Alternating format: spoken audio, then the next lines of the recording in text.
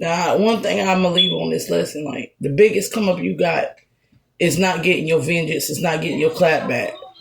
The biggest that you got is your own successes. Where have we fallen is thinking that we can another. You can't get vengeance. Vengeance is not thine. When you step into the divine, you understand there ain't nothing you got to really do. Just work on yourself. You think a person or a man, you think a man is going to be worried about these laws or a woman is going to be these laws when they got a goal, a dream, an objective, an ambition, and they're willing to struggle to get it done? Ain't nothing in this life that's going to be of permanence in your life going to be easily handed to you. Understand, mastery takes hard work. To master something, it takes hard work. If you mastering your spiritual premise, it takes hard in, day out, in and out, constant work. It's the same when it comes to building a legacy or making an album or creating whatever, inventing anything. It takes hard work. There's going to be trials in this life. It's not going to be easy. And it's not going to be easily handed to you. There's rewards and not seeing the fruition of the results, but just doing the devotional activities. There is a reward for it. Most of the time, if you don't get the physical, tangible means, it is the wisdom and the experience going to be worth it. I was sitting down with my kids the other day and I was like, come in here, I want y'all to learn how to do this. They didn't want to do it. I was like, well, you know something? You might not want to do this, but when them conversations come up in the room amongst your elders and they talking about all the things they had to do, you either going to stand toe by toe and see them, understand them, or you going to feel weak amongst them. I could sit amongst my elders and I can listen. I remember my grandma used to say, man, I used to walk 15 miles to that turkey plant. She would walk, get to work. You feel me? And my grandma would say that, and I could never do that shit. Damn, how you? But I said it as though she was living in a time, I didn't understand the time she was living in. But not only I said it as though she was weak, but the reality of it is she was stronger than me. Physically more capable. I'm not saying slavery is something you should be physically more capable. I'm just saying that strength is strength, right? So I'm listening to how she could walk that far, and I'm like, damn, can I walk that far? Like, I probably get like a good 2-3 miles in, right? Like, but can I walk that far? 15 miles? Shit. If she was to tell me that same story today, I'd be like, shit, grandma, 15 miles?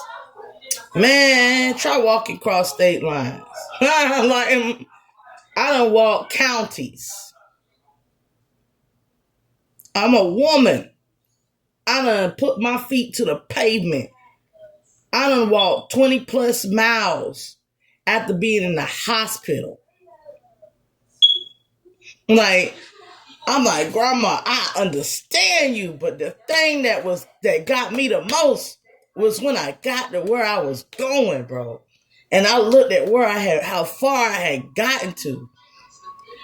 I was like, damn, I didn't know the capabilities of my own body, bro. Like, I was like, shit. I was like, damn. I didn't realize how amazing my body was. You feel me? How I could push it to the limit. You feel me? Keep pushing it, push. Push it to the limit. Just to get where I was going and still had energy. I ain't go in and just go to sleep. I went on autopilot. Like, I was still going. You feel me? And then I was like, damn, that's a strength. Then you look at Olympians, right?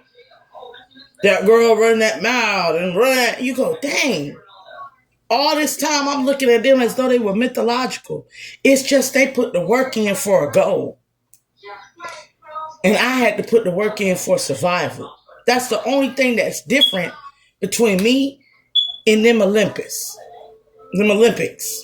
players. They put the work in for a goal, a dream, an aspiration. I put the work in to survive. Right? So if I was to shift my focus, my perspective toward a goal, I could make an Olympic strut towards my dream, my ambition. You feel me? So when I sit down with my elder and I realize she didn't have for survival. My grandma ain't walked that plank because she needed to, had to, and if she didn't, she was gonna be poured out in the street. Her husband, my granddaddy worked. Like my granddaddy worked. When she did it, her children were genius. Her son could build a car from scratch, and her daughter was a straight A student going to NC State. So she wasn't even doing it for survival. She was doing it because she had a goal and a dream and an objective to own her house and her land. And she made that shit happen. She made that shit happen. Her and my granddaddy made that shit happen. Right? And they pushed it to the limit. And when I sit there and I think about how I was listening to as a little girl who never wanted to do that shit, I realized something. Damn. I was listening to the capabilities of my own being pass through my blood lineage down into my body. I'm able to withstand. You feel me? I'm able to be the mountain that shall not bow to the wind. Yeah, Mulan. I'm Mulan up in this bitch. You feel me? Like I'm Mulan up in this bitch. So it gave me an empowerment. Right? It's the same as when I explained this to my children. I said, y'all watching these walls. When you get older and then ain't nobody around and you at somebody's house and they ain't got nobody to do this and they sitting there, oh my God, I just don't know what I'm going to do. I don't have anybody to pay for me to do this, that, and the third. You can look at them and go, well, why don't you just get up and wash the walls? Wash the walls? Yeah. You know you can do it yourself. You stand, that's the difference between a princess, a prince, and a queen and a king. A queen and a king is not somebody that don't know how to do it for themselves. Just like when you look at a war, an actual war in the monarchy times, right? The king often was stronger than the knights. He was way more skilled with the sword than his own knights.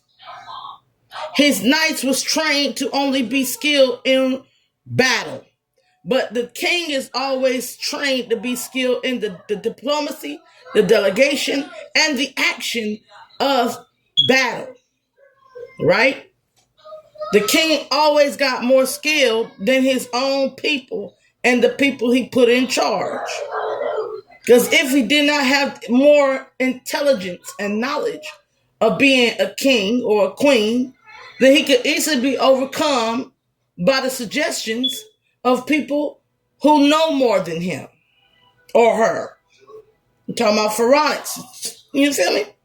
So in order for you to even lead a people, you got to know more about them what the people know.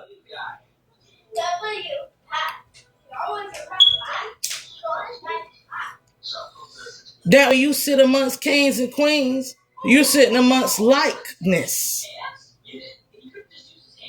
But when you're sitting amongst the elder amongst the king and queens, you're sitting amongst wisdom. There's always something that can be added to you knowledge-wise and wisdom-wise from engaging in the elder's experience. And if you take the good and discard the bad, you enhance your own being. I got snacks. If you take the good and discard the bad, you enhance your own being. I don't want no snacks. Don't take them things out. Do we got school tomorrow? No, tomorrow's Saturday, baby. But tomorrow. Okay. But we can also take from our kids. Sometimes you don't need to do all of that. Sometimes you can strengthen another tool but it requires the same amount of work, but it's a different type of field of work. So I had to learn from my kids to strengthen my emotions. But I learned from my grandparents how to strengthen my body.